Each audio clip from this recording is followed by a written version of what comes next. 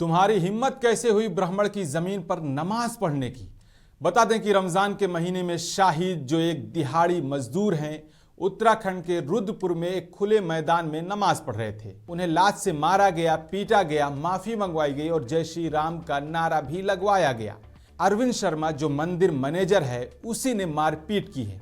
अब इसके खिलाफ शिकायत दर्ज कर ली गई है। अब देखना यह है कि पुलिस क्या कार्रवाई करती है। इसको लेकर सांसद इमरान प्रतापगढ़ी ने लिखा कि शांति से अकेले में नमाज पढ़ रहे व्यक्ति को लात मारने वाले इस राक्षस का चेहरा पूरी दुनिया देख रही है।